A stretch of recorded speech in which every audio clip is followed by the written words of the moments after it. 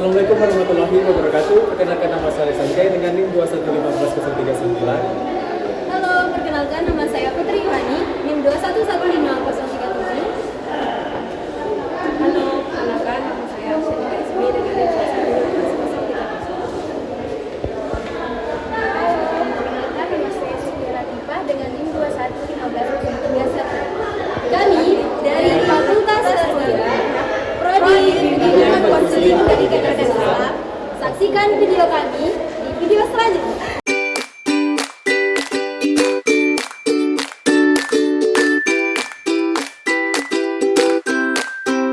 Baiklah, di sini saya akan menjelaskan materi saya tentang paradigma baru dalam pendidikan. Sebelumnya, arti dari paradigma adalah kerangka berpikir, sedangkan kerangka berpikir dapat diartikan sebagai pola berpikir. Lalu, pendidikan. Pendidikan dalam arti luas adalah proses yang berkaitan untuk upaya mengembangkan 3 aspek pada diri seseorang dalam kehidupannya, yakni pandangan hidup, sikap hidup, dan keterampilan hidup. Paradigma baru pendidikan membangun masyarakat terdidik, masyarakat yang cerdas, maka mau tidak mau harus merubah paradigma dan sistem pendidikan. Selanjutnya, formalitas dan legalitas tetap saja menjadi sesuatu yang penting.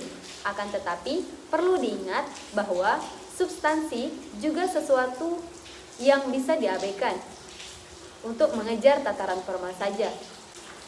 Paradigma baru pendidikan mengharuskan tenaga pendidik berperan bukan hanya sekedar memindahkan pengetahuan kepada peserta didik atau sekedar memberi penghafalan, melainkan juga harus menjadi fasilitator, perancang pembelajaran, mediator, dan bahkan sebagai manajer dalam ruang kelas.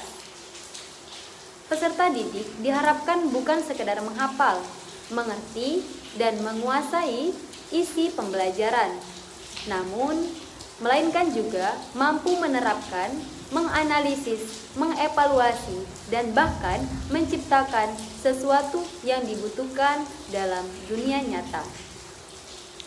Selanjutnya, paradigma baru dalam pendidikan memiliki suatu model pendidikan yang populer, yaitu sebagai berikut. 1. Dilakukan dalam konteks kerangka nalar demokratis.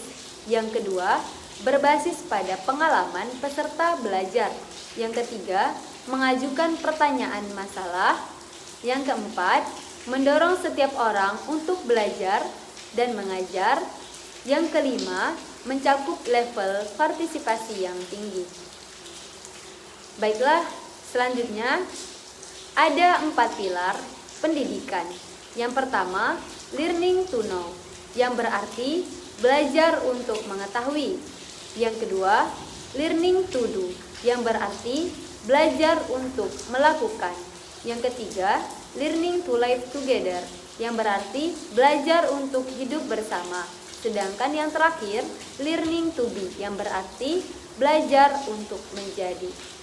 Oleh karena itu, pendidikan harus berfokus pada pengembangan keempat pilar pendidikan untuk menghasilkan generasi muda yang lebih berkualitas dan berdaya saing tinggi.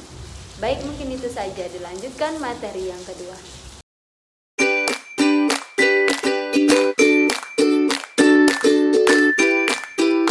Baiklah, di sini saya akan menjelaskan yaitu terkait konsep dasar belajarnya. Nah, menurut Nana Sujana, belajar adalah suatu proses yang ditandai dengan adanya suatu perubahan pada diri seseorang. Perubahan tersebut sebagai hasil dari proses belajar dapat ditunjukkan juga dalam berbagai bentuk seperti berubah pengetahuan atau pemahaman serta sikap dan tingkah laku, keterampilan, kecakapan, kebiasaan, serta perubahan aspek-aspek lain yang ada pada individu tersebut.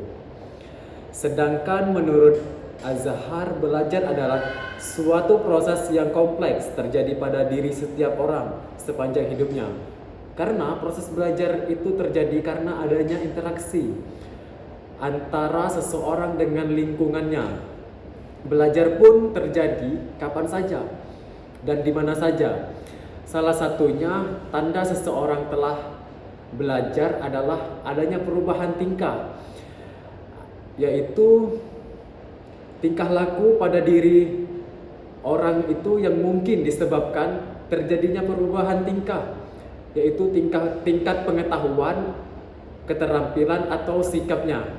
Belajar adalah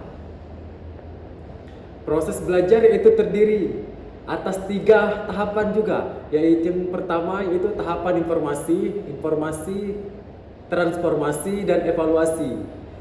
Yang dimaksud dengan tahap informasi adalah proses penjelasan atau penguraian pengarahan mengenai struktur pengetahuan, keterampilan, dan sikap. Proses belajar dan mengajar akan dapat belajar dengan lancar apabila terpenuhi sebuah unsur-unsur. Yang pertama yaitu siswa adalah seseorang yang bertindak sebagai pencari, penerima, dan penyimpan isi pelajaran yang dibutuhkan untuk mencapai tujuan. Selanjutnya, guru adalah seseorang yang bertindak sebagai pengelola, katalisator, dan peran yang memungkinkan keberlangsungannya kegiatan belajar mengajar yang efektif. Yang poin ketiga yaitu tujuannya yaitu pernyataan tentang perubahan perilaku kognitif psikomotorik efektif yang diinginkan terjadi pada siswa setelah mengikuti kegiatan pembelajaran tersebut. Dan poin keempat, isi pelajaran yaitu adalah segala informasi yang harap berupa fakta, prinsip, konsep yang diperlukan untuk mencari tujuan.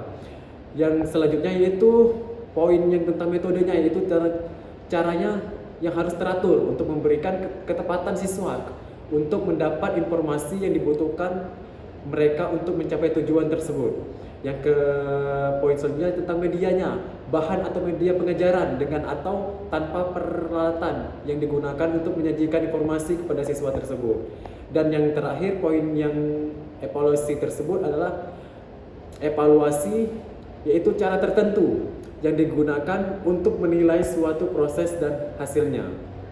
Baiklah, mungkin itu yang bisa saya sampaikan tentang konsep dasar belajar. Terima kasih.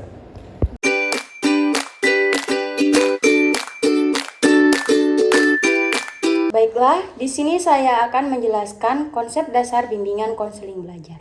Bimbingan konseling belajar adalah bimbingan individual yang diberikan untuk mengatasi masalah belajar. Dalam bimbingan konseling belajar ini ada 4 ruang lingkup. Yang pertama yaitu perkembangan dan penyesuaian diri di dalam lingkungan belajar. Yang kedua yaitu kemajuan dalam pendidikan dan penjurusan. Yang ketiga yaitu perkembangan dalam belajar. Yang keempat yaitu penelitian yang berkaitan dan menyangkut dengan belajar siswa. Prinsip BK belajar. Yang pertama yaitu prinsip keterdekatan. Prinsip ini menyatakan bahwa stimulus yang hendak direspon pembelajaran yang harus disampaikan dengan sedekat mungkin. Yang kedua yaitu prinsip pengulangan. Prinsip ini menyatakan stimulus dalam responnya perlu diulang atau dipraktekkan. Yang ketiga yaitu prinsip penguatan. Prinsip ini menyatakan bahwa belajar sesuatu yang baru yang akan diperkuat. Yang terakhir yaitu fungsi bimbingan dan konseling belajar. Yang pertama yaitu fungsi kognitif. Melalui fungsi ini, manusia menghadapi objek-objek dalam suatu bentuk responatif. Yang kedua yaitu fungsi dinamik kognitif. Fungsi ini berkisar pada penentuan suatu tujuan dan pemenuhan kebutuhan. Yang ketiga yaitu fungsi sensorik. Fungsi ini adalah kemampuan yang dimiliki siswa di bidang psikomotorik dan juga bagian dari keadaan awal siswa.